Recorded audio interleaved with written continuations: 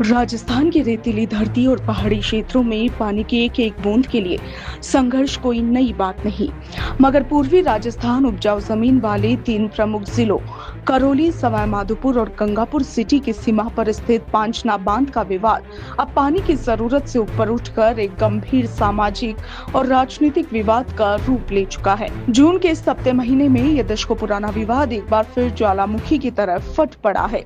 एक तरफ जहां कमान क्षेत्र के किसान पिछले कई दिनों से अपनी सूखी पड़ी जमीनों के लिए बांध का पानी खोलने की मांग को लेकर उग्र आंदोलन कर रहे हैं, तो वहीं दूसरी ओर डूब क्षेत्र के ग्रामीण अपनी पुरानी मांगों के पूरा न होने तक नहरों के गेट किसी भी कीमत पर न खुलने देने की जिद पर अड़े हुए हैं। इस दोहरे दबाव के बीच स्थानीय प्रशासन और राज्य सरकार दोनों ही धर्म संकट की स्थिति में नजर आ रहे हैं। ऐसे में चलिए जानते हैं कि आखिर ये पूरा विवादित मामला है क्या।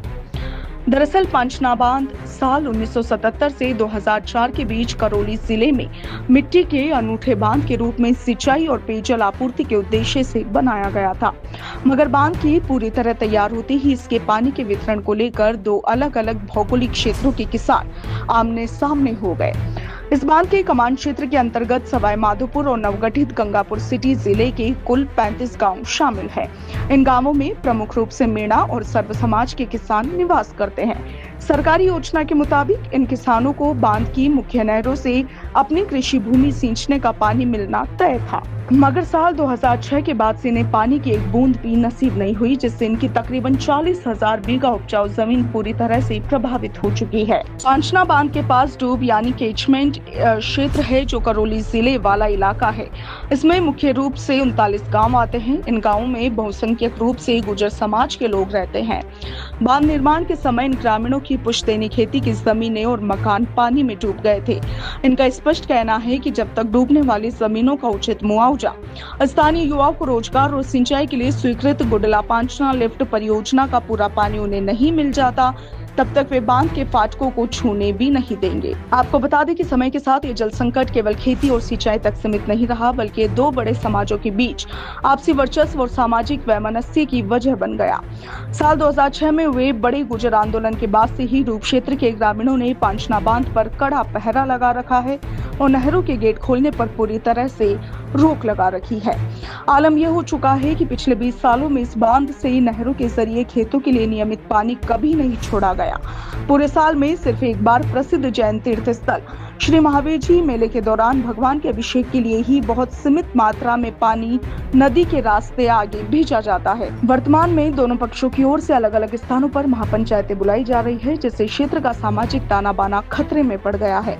इस विवाद के बीच अब कमान क्षेत्र के पीड़ित किसान सवाई माधोपुर के खंडिप गांव में पिछले 13 से 14 दिनों से चल रहे अनिश्चितकालीन महापड़ाव को छोड़कर सड़कों और पटरियों पर उतर रहे हैं। मंगलवार को ग्रामीण महिलाओं सहित आंदोलनरत किसानों ने दिल्ली मुंबई मुख्य रेलवे ट्रैक की तरफ कूच कर दिया और रेल पटरियों के पास पहुंचकर उग्र प्रदर्शन करना शुरू कर दिया।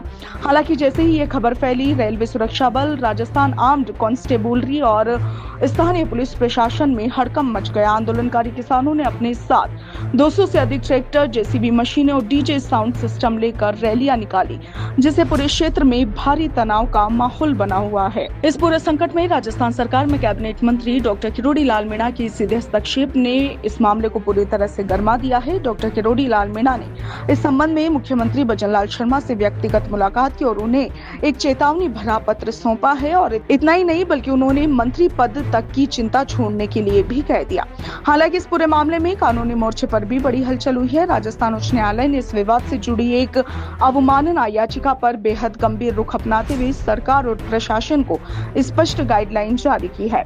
हाईकोर्ट ने अपने ताजा आदेश में शासन को सख्त अल्टीमेटम दिया है कि आगामी 3 सप्ताह के भीतर पांचना बांध के नहरों में पानी छोड़ने की व्यवस्था सुनिश्चित की जाए। यदि तय समय सीमा के भीतर अदालती आदेशों की पालना नहीं की गई, तो संबंधित प्रशासनिक और पुलिस अधिकारियों को व्यक्तिगत रूप से कोर्ट में तलब कर उनके खिलाफ सख्त दंडात्मक कार्रवाई की जाएगी।